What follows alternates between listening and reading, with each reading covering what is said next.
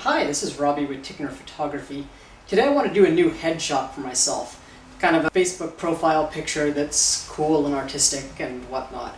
My idea was to take a picture. I'm wearing a black shirt and I want to have just my head and my hands, kind of like this, and everything else is absolutely black. There's no definition of my shirt, it's gone. It'll all blend with the background. So I think this shot is going to be relatively easy, but it's going to require two different types of processing. The first processing will be for my face and hands, and it'll be proper. And then another one I'll have to go really heavy on the blacks just to make my shirt disappear, and then I'll merge them together in Photoshop as layers. So hopefully you can kind of see here what my final product will be, and now I'm going to go about creating it. So for the studio setup, it's a full headshot portrait kind of setup. I have two soft boxes behind me pointed at me as a rim light. I have a 22-inch beauty dish on my Alien B in front of me at about half power.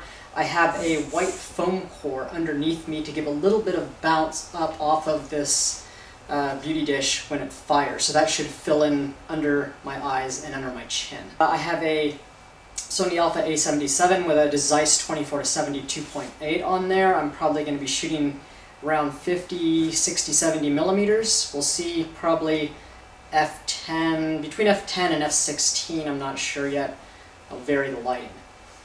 I didn't feel like setting up my giant backdrop, so I just have my 5-in-1 reflector on the black side hanging on a light stand as my backdrop.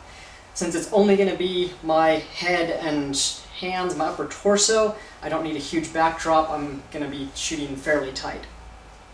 So now I can get started. Only have to shoot a couple shots of myself, and then we'll go into Lightroom and Photoshop and see what we come up with.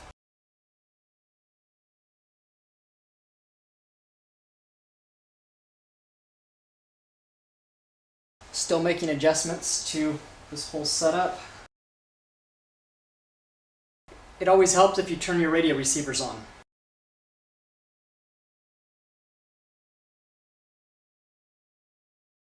Alright, I think I have a setup that'll finally work. We're at f14, I had to dial back the power a lot on my beauty dish, the Alien B B800, just because it's so close to me. So it's at 1/8 of a power. So now I have my intervalometer set up. I'm going to have it fire a shot every 5 seconds, and hopefully I can have some kind of expression that's not too retarded. And then we'll take it into Lightroom and see what we come up with.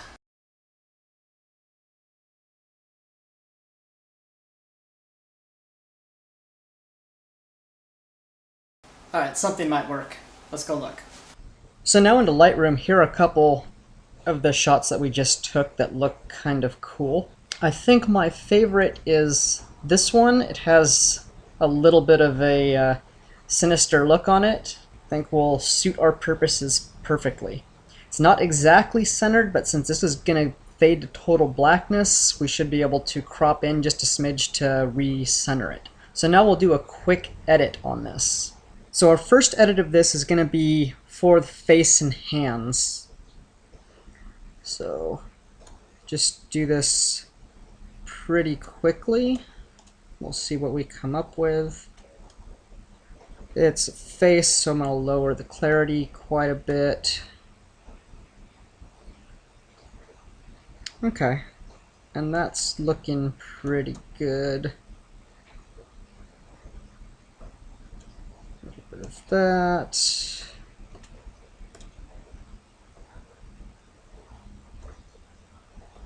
Take a little bit of the orange out of my face. And for face, quick and dirty, that will work. So the next step, we're going to do another edit of this that's really heavy-handed with the black. It's not totally necessary just because we're going to take it into Photoshop and we could layer mask out everything. But it'll make it a little bit easier, and we can add some more contrast or more clarity, and it'll really bring the hands alive. So we can kind of merge both of those shots together.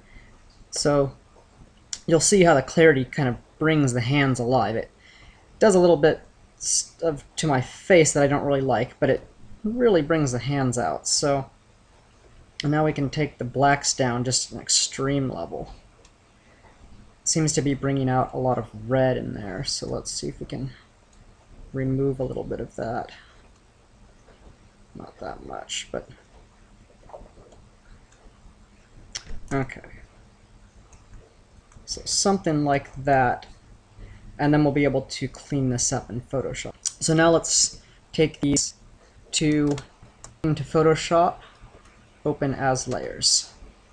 Alright, now into Photoshop we have our two layers. So from the top layer we basically only want the head. So we'll just do a quick and dirty selection of that, say refine edges, and that will almost work. Yeah, so starting to kind of get the idea. I'm gonna have to adjust this layer mask. So let's see here, we want a much higher opacity.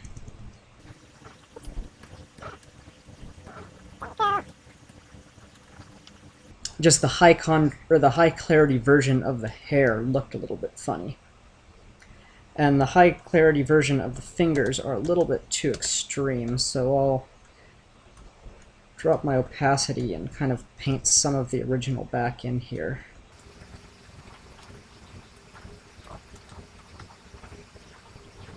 That's a little bit better. Okay, we're going to now want a black background, and then we'll pretty much just layer mask out everything else that we don't want.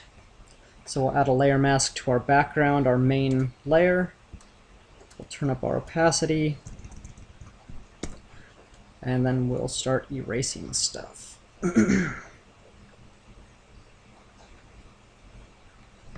And we'll come in here and do this much more carefully after we do the broad strokes.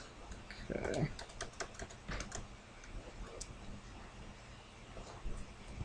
This is the beauty of layer masks. Everything here is non-destructive, so if we screw up, we can always paint it back.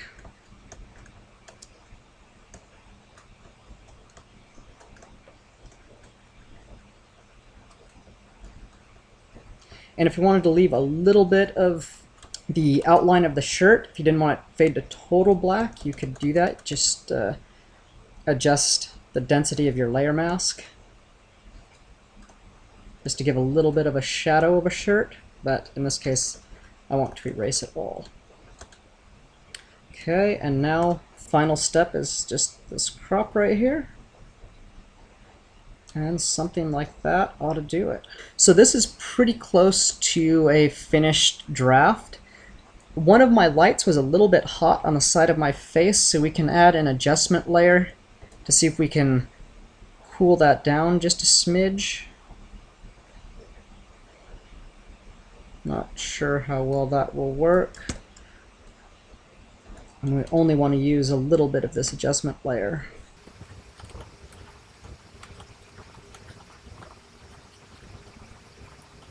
And takes a little bit of that highlighted edge off, and maybe just drop the saturation a smidge on this whole thing.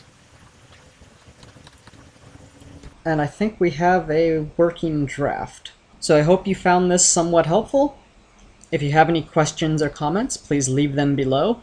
Otherwise, like and subscribe. Thank you. Bye.